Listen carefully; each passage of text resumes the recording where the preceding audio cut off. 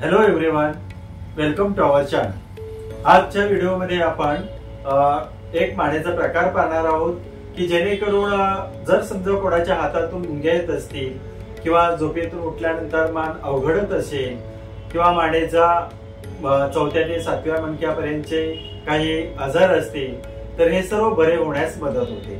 परंतु यासाठी तुम्हाला नियमितपणा आवश्यक आहे, म्हणजे सलग 11 दिवस तरी हा व्यायाम करायला हवा। तर पहा, दोन्ही हात आहेत हे पाठीमागच्या दिशेने ठेवायचे आहेत। पाठीचा मणका सरळ, मान सरळ ठेवायचे आहे आणि सावकाशपणे मान प्रथम डाव्या बाजूला आणि नंतर उजव्या बाजूला करायचे आहे।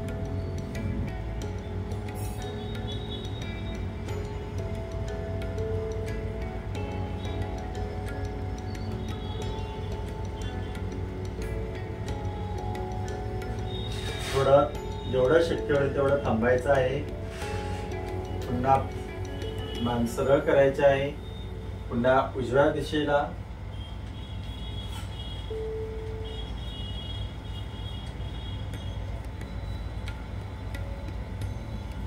त्यामुळे ह्या साईडच्या ज्या शिरा आहेत त्या पूर्णपणे ताणल्या जात आहेत, त्याच्यामुळे मणक्याला त्याचप्रमाणे कमरेच्या दुखण्यामध्ये सुद्धा फरक पडतो।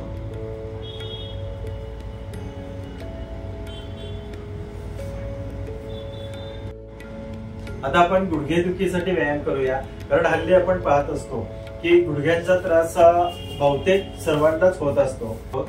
यासाठी तुम्ही उशीचा उपयोग करू शकता किंवा कोणत्याही कपड्याची जाडसर घडी त्याचा उपयोग करू शकता।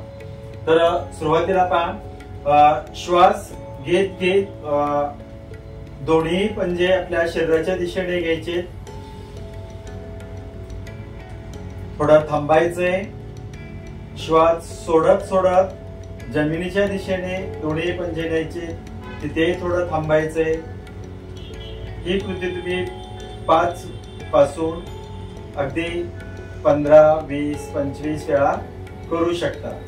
परंतु नियमितपणे जर करायचं झालं तर आपल्याला कमीत कमी 15 वेळा तरी ही स्थिती करायला हवी। पुन्हा एकदा पहा, म्हणजे याच्यामुळे आपल्या ह्या ज्या पायाच्या नडग्या आहेत, पिंजरे आहेत, तर इथे पूर्णपणे ताणल्या जात आहेत। त्यानंतर गुडघे दुखीसाठी महत्वाचा व्यायाम की इथे तुम्ही घडी या पद्धतीने ठेवू शकता, सरळ ताठ।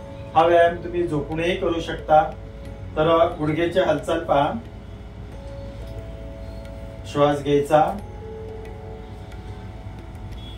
श्वास सोडायचा आहे आणि आता पाहायचं 1, 2, 3, 4, 5, 6, 7, 8, 9, 10। जेवढं तुम्हाला शक्य होईल तेवढा पाय वरती घ्यायचा, पुन्हा खाली, पुन्हा वरती, पुन्हा खाली।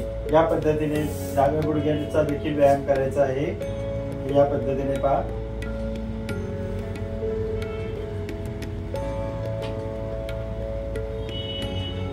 म्हणजे ह्या शिरा त्याचप्रमाणे मांडीच्या शिरा देखील पूर्णपणे ताणल्या जाऊ शकतात। हा व्हिडिओ जर तुम्हाला आवडला असेल तर शेअर करा, सबस्क्राईब करा, लाईक करा आणि कमेंट्स करा। धन्यवाद।